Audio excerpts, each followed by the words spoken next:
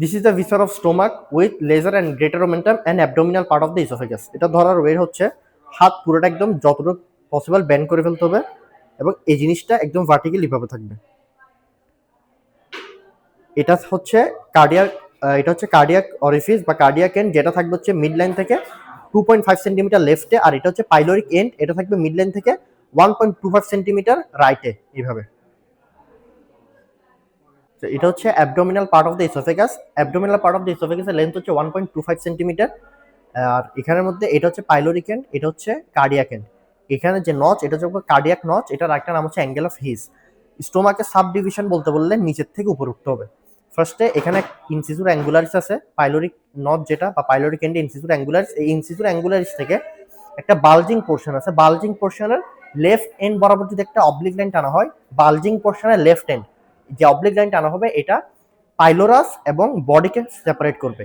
আর ইনসিসুর অ্যাঙ্গুলারিস থেকে সালকাস ইন্টারমিডিয়াস পর্যন্ত যদি একটা অবলিক লাইন টানা হয়, ওইটা পাইলোরাসটাকে, লেফটে থাকবে পাইলোরিক অ্যান্ট্রাম, রাইটে থাকবে হচ্ছে পাইলোরিক ক্যানেল। অ্যান্ট্রামের লেন্থ হচ্ছে 7.5 সেন্টিমিটার, ক্যানেল হচ্ছে 2.5 সেন্টিমিটার।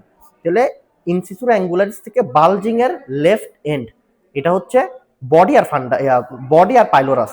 আর ইনসিসুর অ্যাঙ্গুলারিস থেকে সালকাস ইন্টারমিডিয়াস পর্যন্ত টানলে ওটা পাইলোরাসকে অ্যান্ট্রাম এবং ক্যানেলে ডিভাইড করবে। তারপর এখানে আসলে কার্ডিয়াক নচ থেকে একটা হরাইজন্টাল লাইন টানলে উপরের দিকে থাকবে বডি, সরি উপরের দিকে থাকবে হচ্ছে ফান্ডাস অফ দ্য স্টোমাক, আর এখানে থাকবে হচ্ছে বডি। তারপর এখানে এটা হচ্ছে লেজার কার্ভেচার, এটা গ্রেটার কার্ভেচার। এগুলো হচ্ছে greater omentum. Greater omentum attach হয় হচ্ছে ট্রান্সভার্স কোলনের সাথে, হ্যাঁ ট্রান্সভার্স কোলনের সাথে।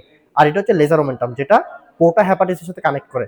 আর দুটো লিগামেন্ট থাকে, এদিক দিয়ে থাকবে হচ্ছে গ্যাস্ট্রোস্প্লেনিক লিগামেন্ট, এই যে সাইডে, আর এদিকে থাকবে হচ্ছে গ্যাস্ট্রোস্প্লেনিক লিগামেন্ট, এবং এদের কন্টেন্টগুলো লাগবে। স্টোমাকের এখানে একটা বেয়ার এরিয়া আছে, bare area of the stomach. এই বেয়ার এরিয়া অফ দ্য স্টোমাকটা ডিরেক্টলি রিলেটেড থাকবে হচ্ছে লেফট ক্রাস অফ দ্য ডায়াফ্রামের সাথে। এই বেয়ার এরিয়াটা ডিরেক্টলি রিলেটেড থাকে। এটা হচ্ছে স্টোমাকের পোস্টেরিয়র সারফেসে কার্ডিয়াক অরিফিসের কাছাকাছি। পোস্টেরিয়র সারফেসের মধ্যে স্টোমাক বেডের ফরমেশন হয়। স্টোমাক বেডের সাথে স্টোমাকের একটা মাঝখানে সেপারেশন থাকে, এই সেপারেশনটা হচ্ছে লেজার সাইড। লেজার সাইডের এটা সেপারেটেড থাকে। আচ্ছা, আরেকটা জিনিস আছে, আর এটা হচ্ছে অ্যান্টেরো সুপিরিয়র সারফেস, এটা হচ্ছে পোস্টেরিয়র ইনফেরিয়র সারফেস। এখানে যারা ইনসিসুর অ্যাঙ্গুলারিস আছে লেজার কার্ভেচারের, it is the most dependent part of the lesser curvature.